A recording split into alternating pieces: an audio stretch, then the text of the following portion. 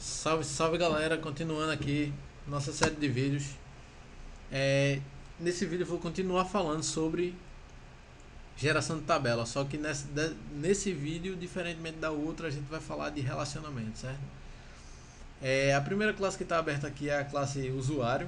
A gente já tinha feito essas anotações no vídeo anterior, não vai mudar nada aqui, embora o usuário tenha um relacionamento, certo?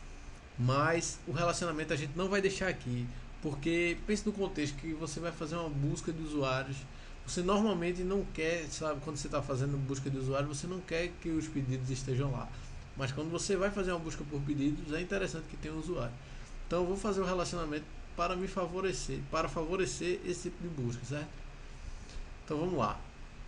Eu já fiz as anotações aqui, elas já estão feitas. E eu fiz isso justamente porque eu não lembro das anotações. Quando eu preciso, eu não tenho de cabeça como é que faz, certo? Eu simplesmente vou a um código antigo meu, então vou na documentação e olho como está feito. Mas aqui agora já escrevi. Vou comentar esses códigos, se vocês precisarem é só vocês olharem no que já está feito, certo? Mas vamos lá, vamos explicar cada código do relacionamento, certo? Nossas entidades são usuário, pedido e item, certo? Boa parte desses relacionamentos estão aqui na classe pedido. O primeiro deles é esse aqui em relação ao usuário. Repare que esse campo usuário aqui eu não fiz assim como sendo somente uma coluna. Eu botei essa anotação aqui, many to one, que ela significa que muitos da classe que eu estou atualmente tem relação com um da minha classe alvo, certo? No caso aqui são muitos pedidos para um usuário, certo? Um usuário pode ter vários pedidos, certo? Está relacionado aqui com a entidade do usuário. A coluna que vai ser responsável por essa junção vai ser a coluna usuário ID, que é uma coluna que vai estar contida dentro da tabela de pedido, certo?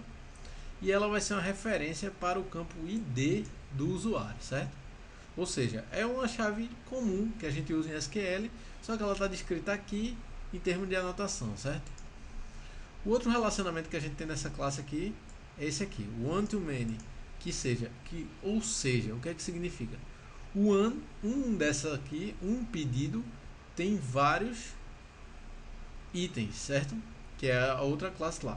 Essa classe aqui em si, ela não gera tabela, mas ela gera consequências para o banco, certo? E assim, a importância de botar ela aqui é que quando eu fizer uma busca nos meus pedidos, eu posso consultar os itens sem ter que fazer uma nova busca. Ela vai criar tipo que uma ponte para os itens, certo? Então vamos lá entender aqui cada parte, né? O one to many, que significa o atual para muitos do meu alvo, que no caso aqui é item, mapeado no item a partir do item pedido, que vai ter no item, certo? E ela tem essas características aqui de cascata. O que significa isso? Que ao persistir um pedido, eu vou persistir os itens que estão contidos dentro dele, e ao remover um pedido, eu vou também remover esses itens, certo? Na parte de pedido é isso, que são essas relações que a gente tem, uma many to one e uma one to many. Isso aqui já contempla muito do que a gente vai precisar quando for fazer relacionamento. A maioria dos nossos relacionamentos vão ser many to one.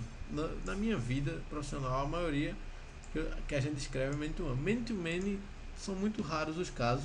E eu aconselho, quando você for fazer um many-to-many, talvez seja melhor quebrar em dois many-to-one e criar uma relação para um item auxiliar. Mas isso é uma discussão mais profunda que cabe a cada um buscar, se for o caso, certo? E na classe de item, essa classe aqui a gente não tinha feito anotação nenhuma no último vídeo, mas eu criei aquela como sendo uma tabela item, certo? Auto-incremente também no ID. Agora aqui no pedido, eu criei um relacionamento many to one, que significa justamente isso. Muitos itens vão estar relacionados a um pedido, tá aqui. Eu digo qual é a coluna de junção e o ID e o item que vai ser a referência na outra tabela, né? Pronto, além disso ele tem aqui um string para dizer qual é o produto e um inteiro para dizer a quantidade. Pronto, até aqui a gente já conhece, a novidade foram esses relacionamentos. Vamos gerar essas tabelas, né? É importante aqui aqui está o banco de dados, deixa eu dar um show tables. Pronto, ela está vazia. Eu fiz alguns testes aqui antes, por isso você está vendo aqui esse lixo, mas desconsidere. Isso aqui que está para cima foram alguns testes que eu fiz antes, certo? Mas atualmente nosso banco está sem tabela, certo? Para apagar as tabelas eu usei esse comando aqui, que é o drop-f, certo? Então a gente tem o create para criar, o update para atualizar e o drop para excluir. Mas agora eu quero criá-las novamente, já que eu já apaguei elas, né? Você não vai, se você estiver seguindo os vídeos, você não precisa da drop. Você pode continuar suas entidades e dar update que vai funcionar. O meu caso foi que eu fiz um erro no nome de uma coluna e aí eu precisei dar um drop, mas você não precisa. Se você fizer essas alterações, é só você dar um update "-f" que ele vai atualizar. Mas como eu apaguei, eu vou usar o create, certo? Pronto, criou. Essa aba aqui eu estou usando para usar os comandos, mas a aba que está logada ao MySQL é essa daqui, certo? Vou novamente show tables. Pronto, ele mostrou as 3 tabelas. Vou dar um desk usuário. O usuário continua do mesmo jeito, sem nenhuma alteração. Agora um desk pedido. A novidade agora é essa coluna aqui que ele criou, que é uma coluna de relacionamento com a tabela do usuário, ID. E vou dar um desk agora em item. Pronto. Item. Tem uma coluna de pedido. Tem aqui a coluna de produto e a de quantidade. Essa daqui vai guardar o ID da de cima, certo? Pronto. A ideia que eu queria passar é essa aqui, mas além disso eu queria mostrar também uma outra forma de ver. Se você não está muito habituado com linha de comando para o banco de dados, o Doctrine você vai ter que executar na linha de comando mesmo. Apesar de que você pode fazer isso através de um BAT, né? No BAT no Windows ou um SH no Linux. Eu vou até fazer uma aula sobre isso depois. Vou mostrar como automatizar isso, que é mais legal do que ficar toda hora aqui na linha de comando, certo? Mas assim, a dica que eu queria dar é que, para quem não conhece, a gente não precisa usar sempre o modo aqui de linha de comando. Uma alternativa é usar o phpMyAdmin, que muita gente acredita que conhece. Eu vou dar um F5 nele aqui, porque eu atualizei as tabelas. Pronto. Tá aqui minhas tabelas de venda da água, certo? Ele mostra aqui as tabelas, se eu entrar nelas, ele descreve. Se eu pedir para ver a estrutura, obviamente.